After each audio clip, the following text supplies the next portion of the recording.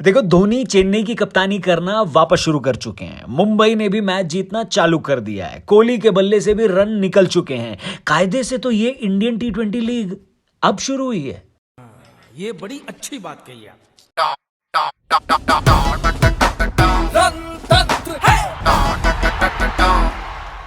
नमस्कार, जय हिंद। मेरा नाम एज यूजुअल रौनक है। शो का नाम एज यूजुअल रणतंत्र है और चेन्नई के captain as usual Mahendra Singh Dhoni है। अभी मजा आएगा ना भिड़ो। हम आपको ये बात पहले भी बता चुके हैं कि कप्तानी जो होती है बहुत ट्रिकी चीज होती है, सबको सूट नहीं करती। क्रिकेट के भगवान सचिन तेंदुलकर तक एक औसत कप्तान साबित हुए थे। ऐसे में रविंद्र जडेजा भले ही भारत के सबसे काबिल ऑलराउंडर क्यों ना हो, लेकिन जब वो बल्लेबाजी करें तो भले ही purple cap holder Harshal Patel को एक ही ओवर में 37 रन क्यों ना धो दे। जब वो गेंदबाजी करें तो बड़े से बड़े बल्लेबाज को क्यों ना अपनी स्पिन के जाल में फंसा ले, और जब फील्डिंग कर रहे हो तो बिना पंखों के उड़ान क्यों ना भर ले। ये सब तभी हो सकता है जब तक उनके कंधों पर कप्तानी का भार न हो। जैसे ही जडेजा के कंधों पर कैप्टेंसी का भार आया, उनका बल्ला जाम हो गया। गेंदबाजी में उनकी लाइन लेंथ बिगड़ गई और दुनिया का सबसे बेहतरीन फील्डर होने के बावजूद उनसे कैचेस छूटने लगे। मैच में जीत नहीं मिल रही थी वो अलग, इसलिए जडेजा ने जडेजा द कैप्टन की कुर्बानी देकर जडेजा द प्लेयर पर फोकस करना सही समझा और इस तरह से थला महेंद्र सिंह धोनी एक बार फिर से चेन्नई के कैप्टन बनकर टॉस करने मैदान पर आए। उनके आते ही डैनी मॉरिसन ने उनसे पूछा कि क्या हम उनको येलो जर्सी में देखेंगे। धोनी ने अपने चिड़ परिचित अंदाज में सस्पेंस क्रिएट कर दिया और बोले कि येलो जर्सी में तो देखेंगे, लेकिन प्लेइंग 11 वाली येलो जर्सी होगी या फिर कोचिंग स्टाफ वाली, ये देखने वाली बात होगी। गजब करते हो धोनी भाई। किसी वेब सीरीज में भी इतना सस्पेंस देखने को नहीं मिलता जितना आपके करियर में देखने को मिलता है। लेकिन टॉस हारने के बाद जब चेन्नई पहले बैटिंग करने आई तो कोई सस्पेंस नहीं था। अगर कुछ था तो क्लास, एग्रेशन और डोमिनेंस। कहते हैं कभी कभी पजल का कोई एक टुकड़ा मिल जाने से पूरा पजल सॉल्व हो जाता है। चेन्नई के लिए शायद वो टुकड़ा धोनी की कप्तानी थी।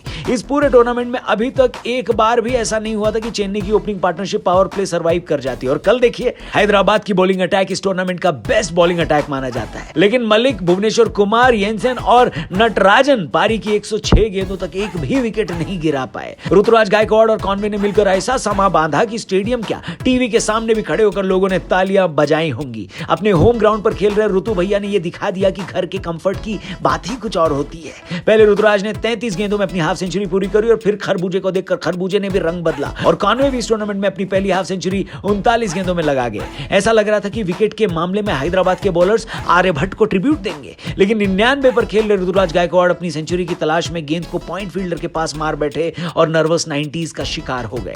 अरसे बाद नंबर 3 पर खेलने आए धोनी ने भी 7 गेंदों में 8 रन बनाए, लेकिन ओपनिंग करने आए कॉनवे अंत तक नाबाद रहे और 55 में 85 बनाकर खुद भी नाबाद रहे और चेन्नई का स्कोर भी 20 ओवर के बाद 202 तक पहुंचा दिया। सोचो क्या मजा आया होगा कल के मैच में जिन लोगों ने स्टेडियम से देखा होगा। आपको भी ये मजे लूटने मौका है आपके पास। कैसे? 9 मई को कोलकाता वर्सेस मुंबई।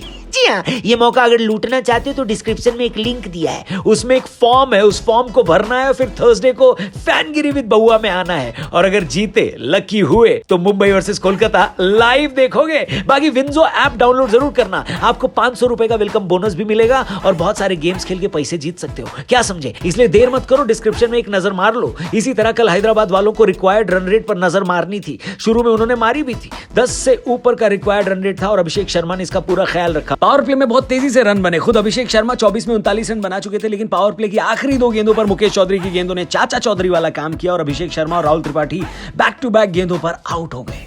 मार्करम भी कम रन बना पाए और जब विलियमसन आउट हुए तब उनके साथ हैदराबाद की जीत की उम्मीदें भी पवेलियन वापस लौट गई थी। विनिंग प्रोबेबिलिटी सिर्फ 5% बची और ये 5 में भी गणित ज्यादा और लॉजिक कम था, क्योंकि कहने को तो हैदराबाद के पास पूरन और वाशिंगटन सुंदर जैसे हिटर्स बचे थे, लेकिन 17-18 का जब रिक्वायर्ड रन रेट होना तो फिर आपको धोनी और राहुल तेवतिया एक साथ क्रीज पर चाहिए होते हैं भाई साहब। लेकिन राहुल तेवतिया तो गुजरात में है और मस्त चादर तान के सो रहे होंगे और धोनी ऑपोजिट टीम में थे। ऐसे में हैदराबाद वाले लड़े, लेकिन ये लड़ाई सिर्फ दिल जीत पाई, मैच नहीं। निकोलस पूरन ने नॉट आउट 33 में 64 रन बनाए, लेकिन उनकी पारी हार का अंतर 13 रन कर पाई। धोनी की कप्तानी रिटर्न में चेन्नई भी फॉर्म रिटर्न कर गई। आने वाले चेन्नई के मैचेस सच में देखने लायक होंगे बॉस।